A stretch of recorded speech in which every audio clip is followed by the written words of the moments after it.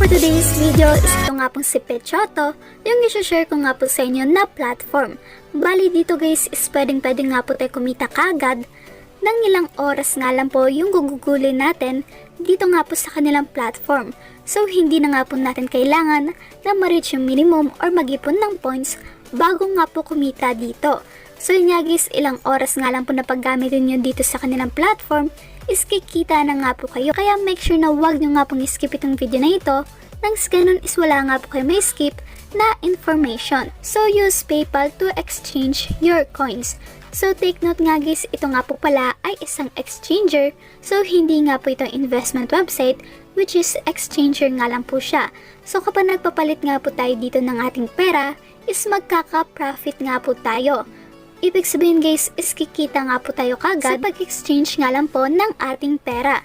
So dito, secure nga po itong application or website na ito. Then verified and clean PayPal nga po dapat nang sa ganun is hindi nga po ma-hold yung mga funds ninyo. Then real-time rate updating nga po yan. Also fast exchange. Then speedy support. Then dito nga guys, scroll down nga lang po tayo. So bali meron nga po pala tayong dalawang cryptocurrency na pagpipilian nga po, which is ito nga pong si Litecoin or Bitcoin. Dapat guys, isa nga po sa dalawang ito is meron nga po kayo niyan. So kung wala naman is tuturuan ko nga po kayo kung paano nga ba tayo magkaroon na ito nga pong cryptocurrency na to. Dahil yung ating Litecoin or Bitcoin is ipapapalit nga po natin yan into PayPal money. Sana pa rin nga po natin itong mai-convert into Philippine peso. Then dito nga guys, para nga po pala magkaroon nito, yung itatry nga po natin is ito nga pong Litecoin. So make sure guys na meron nga po kayong Binance na wallet. So pumunta nga po tayo sa ating Binance. So kapag nandito na nga po kayo sa inyong Binance na wallet, is kailangan nga po pumunta lang kayo dito sa kanilang P2P. So kung wala pa nga po kayong funds dito, is pwedeng nga po kayo bumili ng kanilang USDT nga muna po yan. So gamit nga po yung mga GCash ninyo. So make sure guys na meron nga po kayong funds sa inyong mga GCash nang sa ganun is malagyan nyo nga po ng laman ito nga pong Binance. So ang kailangan nyo nga lang pong gawin is i-click nga lang po itong buy. So tap nyo nga lang po yan and make sure guys dapat verified nga po itong Binance ninyo.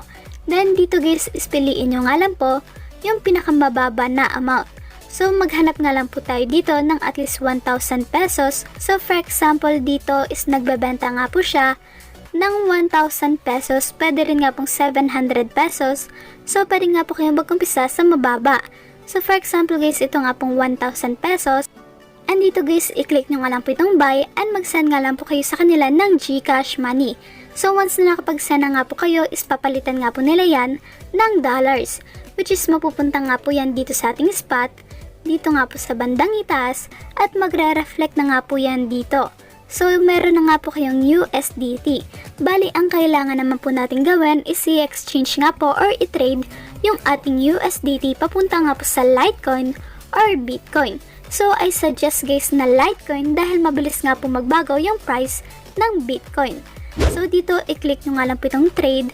Ito nga po nasa ibaba. Then pagkatapos nga guys, i-click nyo nga lang po itong arrow na ito. And i-search nga lang po natin LTC. So piliin nyo nga po itong LTC to USDT. So kapag nandito na nga kayo guys, i-click nyo nga lang po itong buy. Then maglalagay nga lang po tayo ng amount. So for example 100 USDT. So pagkatapos nga guys, i-click nga lang po natin itong buy LTC. So as you can see, bigla nga po siyang naging 99.8 nga po no.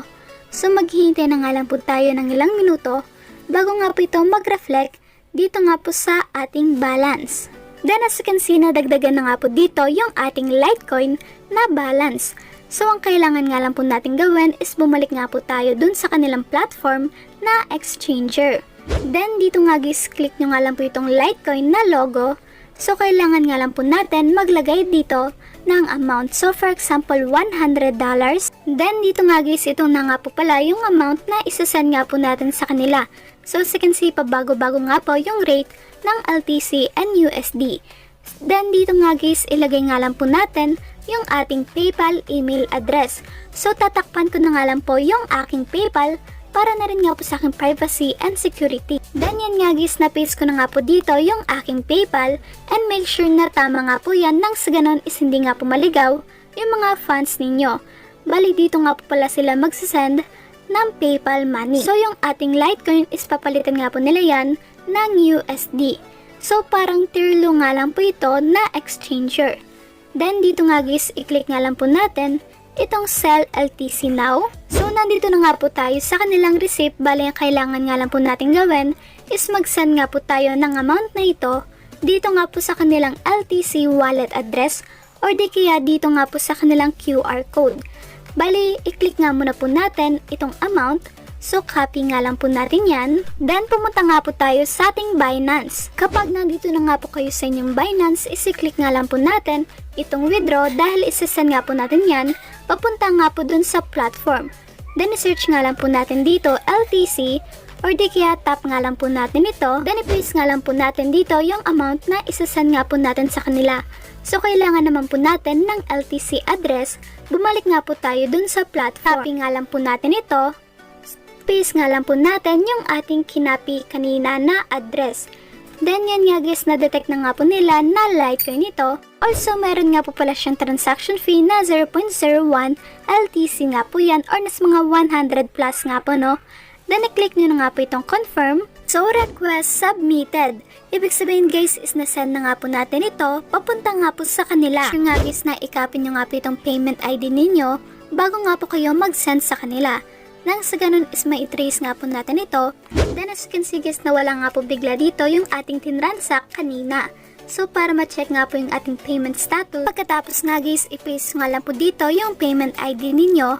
Then i-click nyo nga po itong check.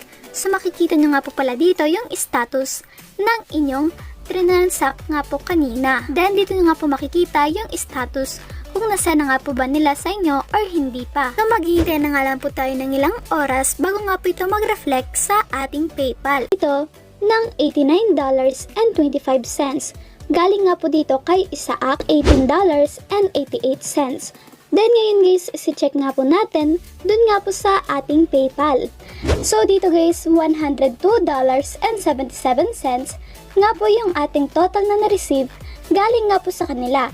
Then dito guys, scroll down nga lang po tayo. Bali, kailangan nga muna po natin itong i-convert into Philippine Peso bago nga po natin siyang mailipat sa ating mga GCash. So, i-click nga lang po natin itong 3 lines. Then, click go to money page. So, same nga lang po siya ng process sa tier low. Then, dito guys, isi-click nga lang po natin itong convert currency. So, tap nyo nga lang po yan. Then, dito guys, piliin nga lang po natin yung PHP or Philippine Peso. So, katulad na nga lang po nito. Then, click next. And click nga lang po natin itong convert. So, dito guys, is meron nga po tayong na-receive na 5,005 pesos and 78 cents.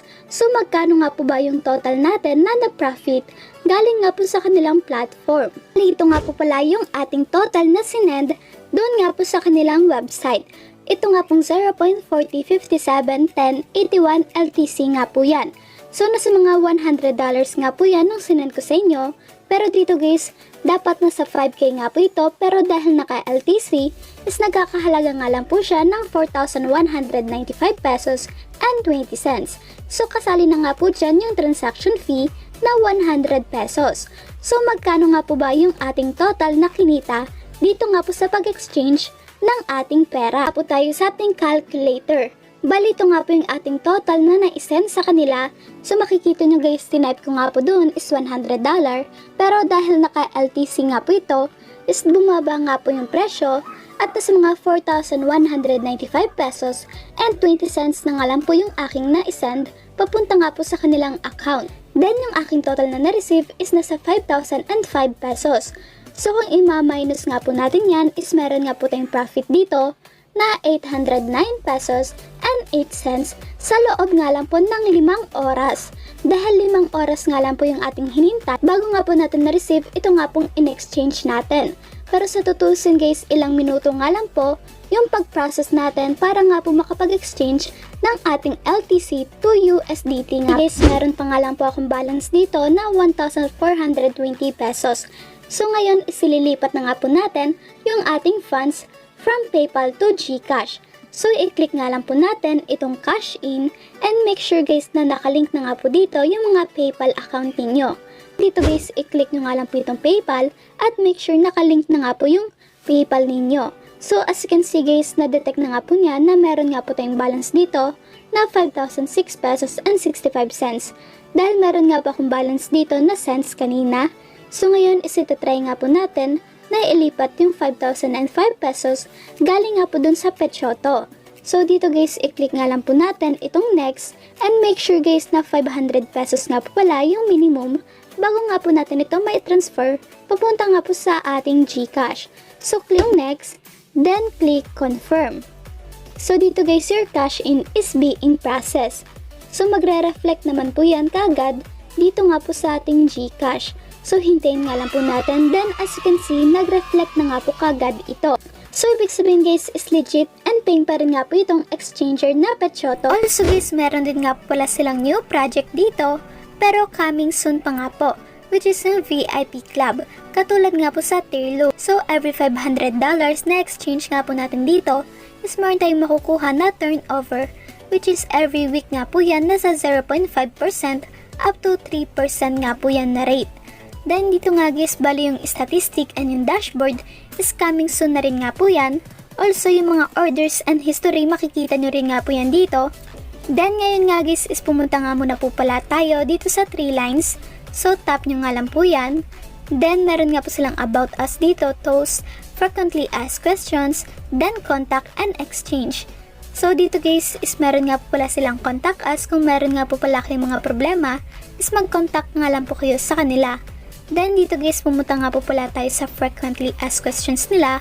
Kung meron nga po pala kayong mga katanungan regarding nga po sa kanilang platform na Petchoto, is possible na ma-answer nga po nila yan dito. So, ito nga lang po pala yung ating review regarding nga po sa kanilang platform.